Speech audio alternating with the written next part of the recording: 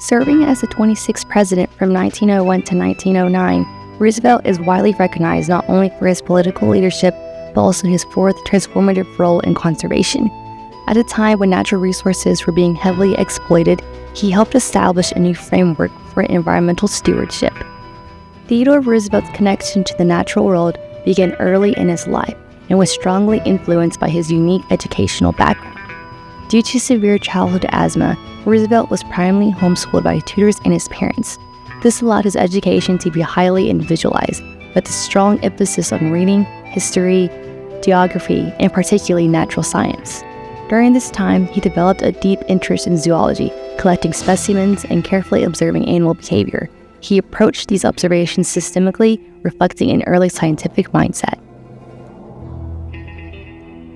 Roosevelt was also largely self-educated through extensive reading. Throughout his life, he maintained a habit of reading several books per week, which contributed to his broad intellectual development and deep understanding of multiple disciplines.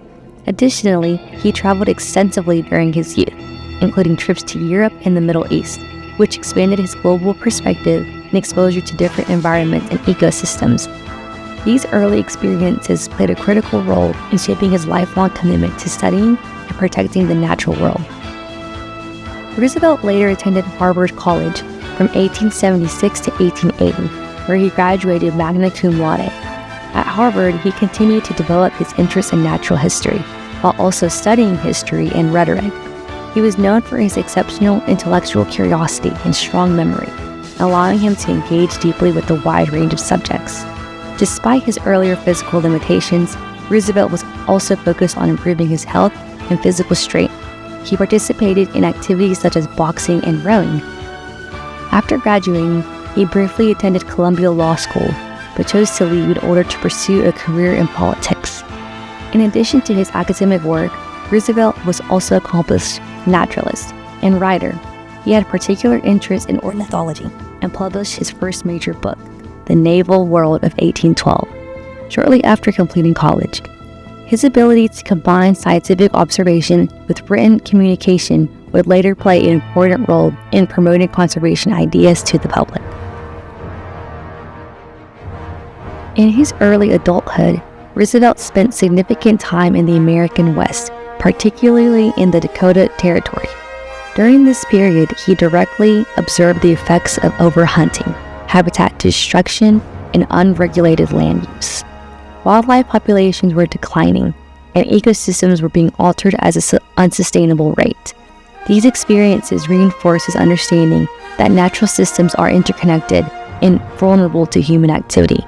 This stage of his life marked a critical transition as he began to advocate for the responsible management of natural resources, an idea that aligns closely with modern ecological principles. Roosevelt's presidency provided him with the authority to implement conservation on a national scale. Between 1901 and 1909, he protected approximately 230 million acres of public land. His efforts included establishing 150 national forests, creating 51 federal bird reserves, designating 5 national parks, and establishing 18 national monuments. He also created the United States Forest Service in 1905, formalizing the management of public lands. From a biological perspective, these actions were essential for preserving ecosystems, protecting diversity, and maintaining ecological processes. By focusing on large-scale habitat protection, Roosevelt helped ensure the stability of entire ecosystems, which is a foundational principle in modern conservation biology.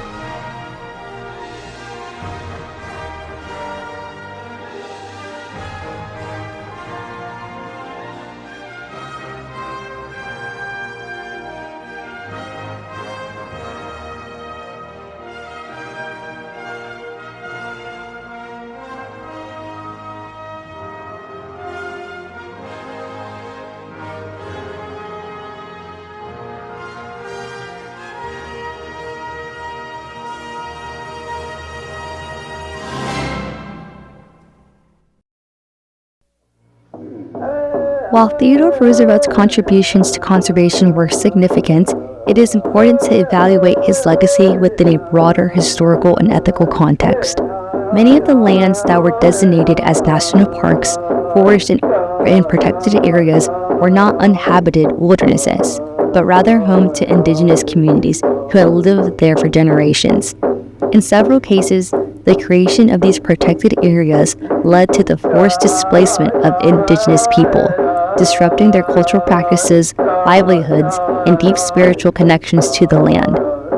From a modern perspective, this reveals a key limitation in early conservation efforts: the tendency to separate humans from nature rather than recognizing humans, especially indigenous populations, as integral components of ecosystems.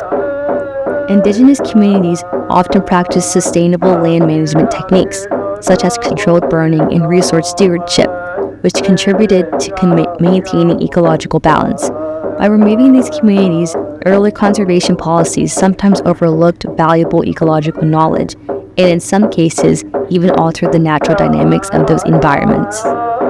Ultimately, evaluating Roosevelt's legacy through this lens allows for a more nuanced understanding of conservation history.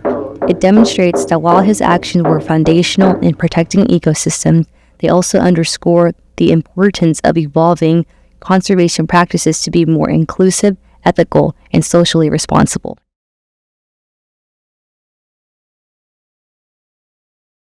Today, Roosevelt's conservation model is more important than ever. With increasing concerns such as climate change, habitat fragmentation, and species extinction, the need for large-scale environmental protection continues to grow. Many of the national parks, forests, and protected areas established during his presidency now play a crucial role in mitigating these issues. For example, forests act as carbon sinks, helping to reduce atmospheric carbon dioxide levels, while protected ecosystems preserve biodiversity and maintain ecological balance. Scientists continue to rely on these protected lands to study long-term environmental changes, including the effects of climate change on species distribution and ecosystem function. Additionally, Roosevelt's emphasis on federal responsibility for land management sets a precedent that continues to influence environmental policy today. Agencies like the U.S. Forest Service and National Park Service still operate under principles that were established during his presidency. To conclude, Theodore Roosevelt's contributions to conservation were not only historically significant, but also scientifically impactful. His early interest in natural science, combined with his political authority, allowed him to implement large-scale environmental protections that continue to benefit ecosystems today. While his legacy is complex and includes important ethical considerations, his role in establishing conservation as a national priority cannot be overstated. Roosevelt helped bridge the gap between science and policy, demonstrating how biological understanding can inform real-world decision-making. Ultimately, his work laid the foundation for modern conservation biology and environmental science. The protected lands we rely on today for biodiversity, research, and ecological stability are a direct result of his vision. His legacy reminds us that protecting the natural world is not only a scientific responsibility, but also a societal one.